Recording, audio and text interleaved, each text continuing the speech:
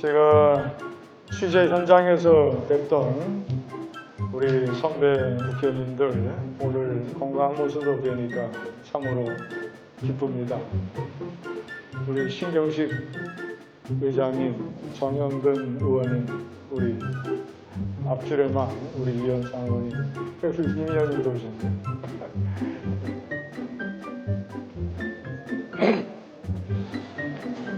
제가 김동주 의원님도 계시네요. 제가 제목을 이번 대통령 선거의 놀라운 특징이라고 한번 잡아봤습니다. 많은 스토리들은 이미 알고 계실 테니까 제가 정리를 해서 우리 한국 현대사의 입장에서 왜 이번 대선이 참으로 놀랍냐, 이거를 좀 말씀드리겠습니다. 우선 이번 대통령 선거는 윤석열이라고 하는 이 놀라운 인물을 빼면 설명이 안 됩니다. 대통령 선거가 특별히 한 사람의 후보에게 엄청난 초점과 관심이 모여지는 게 대단히 이례적입니다. 누가 대통령이 되냐, 이것도 중요하지만 윤석열이 대통령이 되느냐 안 되느냐, 이게 굉장한 관심을 불러일으키고 있습니다. 윤석열이 어떤 진기록을 세우고 있느냐, 박근혜 대통령이 미국, 러시아 다 포함을 해서 세계 10개 주요국의 최초의 세계사적으로 여성 대통령입니다. 세계사 최초의 여성 대통령은 아르헨티나의 페론 대통령이지만 아르헨티나가 세계 10개국이 아니기 때문에 박근혜 대통령이 최초 대통령이었습니다. 윤석열 대통령이 탄생을 하면 세계 10개국 주요 대통령 중에서 정치적인 경험이 거의 일천하고 현직에 있다가 바로 뛰어들어서 대통령이 되는 최초의 케이스입니다. 트럼프 대통령은 텔레비전 플로의 오랜 사회자를 해서 많은 미국인들에게 알려졌습니다. 저기 괜찮으시면 주목 좀 해주시면 고맙겠습니다. 러시아의 푸틴 대통령은 KGB 출신인데 대통령 비서실 부실장을 지냈어요. 대통령 되기 전에 러시아의 총리도 지냈습니다. 그 프랑스의 마크롱 대통령, 윤석열 후보하고 많이 비유가 되죠. 프랑스 대통령실의 수석 비서관을 지냈고 경제산업부 장관을 지냈습니다. 그리고 정당을 스스로 하나 만들었습니다. 앙마르슈라고 전진이라는 정당을 하나 만들었습니다. 정당도 만들지 않고 어떤 검찰총장이라고 하는 특수한 직책 외에 다른 아무런 경험 없이 바로 정치에 뛰어들어서 대통령이 되면 세계사적으로 아주 이례적인 진기록을 세우게 됩니다. 자, 그리고 우리 우파의 입장에서 봤을 때도 좌파는 고시 출신 대통령이 2명이나 있습니다. 노무현, 문재인. 우파는 희한하게도 이상하게도 고시 출신의 유력한 대통령 후보들이 중간에 전부 다 낙마했습니다. 행정고시 출신 지지율 1위를 달리던 고건 후보, 외무고시 출신 유엔 사무총장까지 지낸 반기문, 판사, 대법관을 지낸, 총리를 지낸 이회창, 역시 고시 출신의 검사를 지내고 대통령 권한대행까지 지낸 황교안, 다 중간에 이런저런 이유로 다 낙마했습니다. 그래서 저는 처음에 상당히 걱정을 했어요. 우파에 고시 출신의 낙마 징크스가 있는 것 아니겠는가. 이번에 윤석열 후보가 5번째 도전을 하게 됩니다. 좀 전에 나경원 대표가 얘기를 했지만 우파가 결여되어 있던 용기, 신념, 용기, 의리, 이 중에 어떤 거 하나 두 개씩이 부족을 해서 앞서 말씀드린 4명의 고시 출신의 유력자들이 전부 다 문턱에서 좌절을 했습니다. 처음에 상당히 제가 걱정을 했어요. 윤석열은 과연 이 3가지를 갖출 수 있겠는가? 그래서 결국 마지막에 문턱을 넘을 수가 있겠는가? 근데 기대보다 상당히 잘 해오고 있습니다. 경제적인 용어로 따지면 earning surprise. 시장의 기대치보다 훨씬 높은, 그래서 지금 5 내지 10%포인트 차로 이재명을 누르고 있습니다. 윤석열이가 과연 고시 징크스를 깨고 우파의 대통령이 될 수 있을 것입니다. 마지막 문턱 몇 가지가 남아 있습니다. 윤석열이의 시대적 좌표는 뭐냐?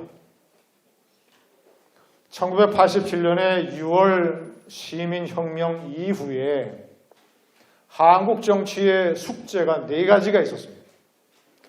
첫 번째가 군사정부와 연결된 권위주의 정부에서 문민정부로 탈바꿈해보자. 문민화가 첫 번째 숙제였습니다. 이 숙제를 김영삼 대통령이 해결을 했습니다. 그리고 나머지 3개의 숙제가 남았는데, 하나는 이제는 영남 말고 호남도 대통령을 해보자. 지역교체. 그리고 우파 말고 좌파도 집권을 해보자. 여야 정권교체. 이 2가지 숙제를 김대중 대통령이 일타쌍피로 해결을 했습니다. 마지막 남은 4번째 한국 정치의 숙제, 세대교체. 3김 말고 새로운 세대의 지도자가 대통령을 해보자. 이 마지막 숙제를 노무현 대통령이 완수했습니다. 그래서 노무현으로 한국 정치의 오랜 4개의 숙제가 전부 다 해결이 됐습니다. 좌우 간의 정권도 자주 바뀌고 세대도 교체되고, 그 다음에 무슨 일이 있었느냐? 그래서 좌파 10년, 이명박 박근혜 보수 정권 10년을 거치면서 완전히 이제는 4개의 숙제가 다 사라진 가운데 보수와 진보가 본질적으로, 실체적으로 그 두 세력의 민낯이 누가 더 우수하고 누가 더 도덕적이며 누가 더 뛰어난가라고 하는 본질의 경쟁을 벌였습니다. 그런데 유감스럽게도 우파가 승리한 채로 남아 있어야 되는데, 이명박 박근혜 10년 정권이 많은 공적에도 불구하고 2명의 대통령이 구속과 탄핵으로 깜빵에 가는 결과를 보였습니다. 보수의 부패, 우파의 자기관리의 철저한 실패, 국정의 농단, 똑같이 좌파도 노무현 5년, 문재인 5년을 겪으면서 좌파의 철저한 무능과 위선과 내로남불과 편법의 민낯이 다 드러내 버렸습니다. 4개 숙제가 해결이 되고 우파와 좌파가 전부 다 민낯을 드러내서 수영장에 물이 빠지면 누가 벌거벗고 수영을 했는지 드러난다는 말이 있습니다. 20년의 수영장에 물이 빠지니까 좌파와 우파의 벌거벗은 모습이 다 드러났습니다. 그 잔해 속에서 어떤 변화가 생겼느냐? 코로나까지 겹쳐서 이제는 많은 국민이, 여기 계시는 선배님들은 그렇지 아니하지만 많은 유권자들이, 특히 2030 세대들이 좌든 우든 다 보기 싫다, 좌든 우든 다 귀찮다, 그들의 민낯을 우리가 봤다. 이제는 그런 어떤 탈이념의 진영에서 이번 대통령 선거가 진행이 되고 있는데, 그 잔해 속에서 유권자들이 선택을 하는 가장 중요한 기준은 이제는 인간 지도자와 정치 세력의 본질에 관한 문제로 귀착을 했다고 생각합니다. 품성, 지도력, 정직성, 살아온 곳의 증거, 도덕, 공정, 상식, 유권자들이 지도자나 정치 세력의 실수나 시행착오는 다 이해해 줄 수 있습니다. 모든 세력이 다 그러했으니까, 삼김도 그러했으니까. 그러나 실수는 용납이 돼도 제가 조금 전에 말씀드린 그런 어떤 인간과 지도자와 정치 세력의 근본을 이루는 우리의 가치에 관한 문제는 절대 용납되지 않는다. 많은 세월의 경랑을 거쳐서 이제 한국 정치의 잔해 속에서 새로운 기준의 대통령 선거가 열리고 있습니다. 탈이념, 막판에 사드 문제나 이런 무슨 경항모나 이런 문제가 토론회에 잠시 이슈가 되기는 했지만, 북한이 미사일을 저렇게 쏴대도 북한의 핵과 미사일은 이번 대통령 선거에서 중심 이슈가 아닙니다. 이번 대통령 선거에서의 중심 이슈는 인간으로서의 지도자, 그리고 지도자를 중심으로 한 정치 세력의 본질적 대결이다. 그 대결에서 윤석열이가 지금까지 압승을 하고 있다. 제가 좀 전에 말씀드렸지 않습니까? 손바닥에 왕자를 쓴 거라든가 개사과라든가 주택청약 통장을 제대로 모른 것이라든가 이런 실수들은 유권자들이 용납을 해준다. 진정성만 있으면. 김건희 씨가 허위 양력을 한 것이라든가 초반에 제대로 사과하지 않은 것이라든가 이런 것들은 나중에 진정성을 보이는 사과나 이런 것들로 다 용납이 됐습니다. 반대로 좌파의 이재명 세력과 그 지지자들이 보여주고 있는 조국 사태 때부터 흘러내려온 도덕적인 함몰, 도덕이라고 하는, 공정이라고 하는 국가 정신에 대한 일종의 강간, 그런 조국을 옹호했던 문재인과 지지 세력, 이런 세력들의 내로남불, 위선, 그리고 이재명이가 보여주는 많은 편법과 꼼수, 이번에 김혜경 씨 사태로 드러난 대표적인 국가 세금에 대한 소매치기, 이런 것들이 너무나 극명하게 대조가 되기 때문에 윤석열이 살고 이재명이 죽고 있는 것입니다. 저는 그렇게 판단합니다. 그래서 이것은 정권교체를 원하는 세력이 55% 가까이 되고 정권 사수를 외치는 세력이 40%이기 때문에 좌파의 아까 말씀드린 제가 그런 비열한 가치의 몰락에 실망하고 분노한 유권자들이 아직도 있기 때문에 현재의 추세대로 가자면 5 내지 10%포인트 차의 유지가 뒤집어질 가능성은 별로 없다고 저는 판단을 합니다. 자, 마지막으로 제가 말씀드릴 단일화 문제. 안철수가 이재명이하고 합쳐서 안철수가 대통령 후보가 되든 이재명이가 대통령 후보가 되든 그러면 윤석열 후보가 100% 당선됩니다. 왜냐? 노무현과 정몽준이 합쳤을 때는 노무현과 정몽준이 지지율이 비슷했어요. 그리고 정권교체 열망이 중심 이슈가 아니었습니다. 정몽준으로 상징되는 제3세력이 정치개혁을 해달라고 하는 것이 이슈였어요. 그래서 노무현과 정몽준이 합쳤을 때 정몽준 지지세력의 상당 부분이 노무현한테 갔습니다. 그래서 이해창 후보를 57만 표 차이로 이길 수 있었습니다.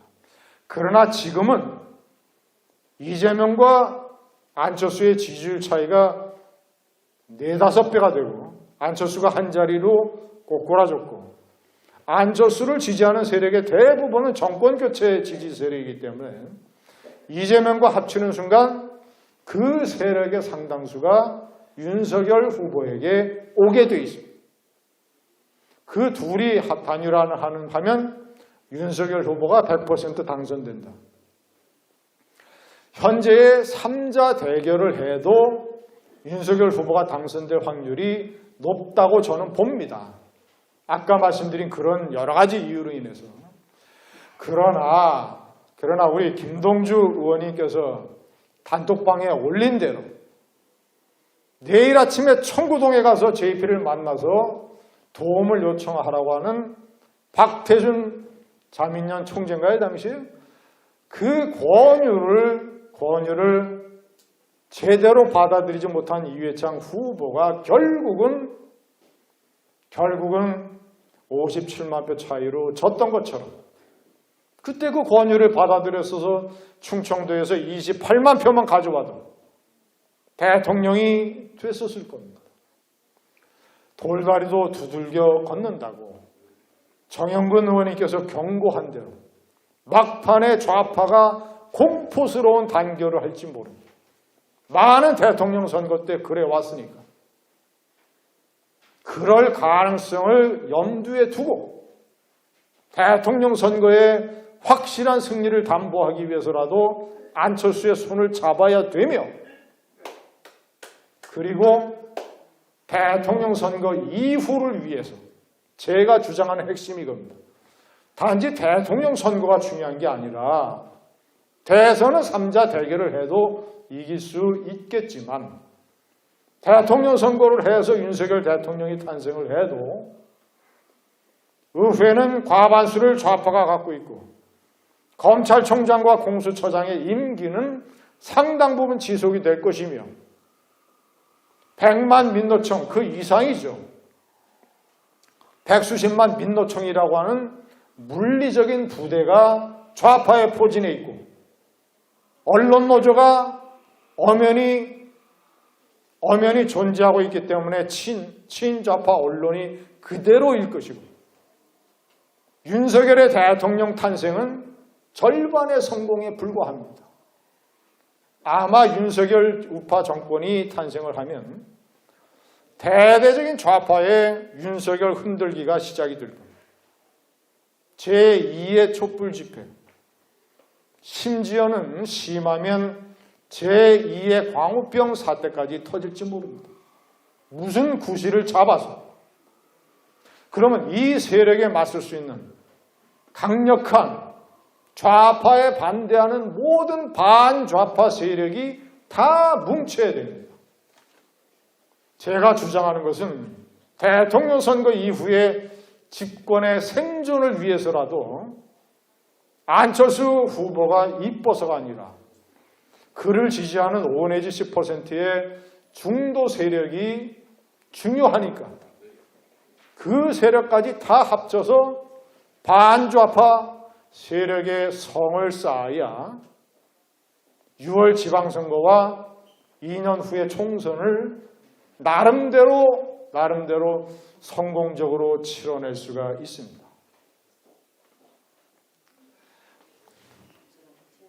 마지막으로 윤석열이라고 하는 놀라운 인물이 제가 말씀드린 대로 우파의 징크스, 네 분의 지도자가 만들어놨던 징크스를 이번에는 반드시 깨서 말씀드린 대로 아까 말씀드린 대로 우파의 모든 가치를 겸손하게 실천을 해서 좌파의 제2의 도전을 막아내서 앞으로 집권 5년 동안에 북한에서 김정은 급변 사태가 터질지도 모르고 급변 사태가 터지면 북한의 집단 지도 체제를 잘 설득을 해서 통일로 가는 길목까지 만들어내야 되는 역사적인 책무가 윤석열 대통령 어깨 위에 놓일지도 모릅니다. 그래서 이런 엄청난 시대적 변환의 시기에 우리 자유헌정포럼의 선배 회원님들께서 계속 윤석열 후보에게 든든한 우군이 되어주실 것을 부탁드립니다. 감사합니다.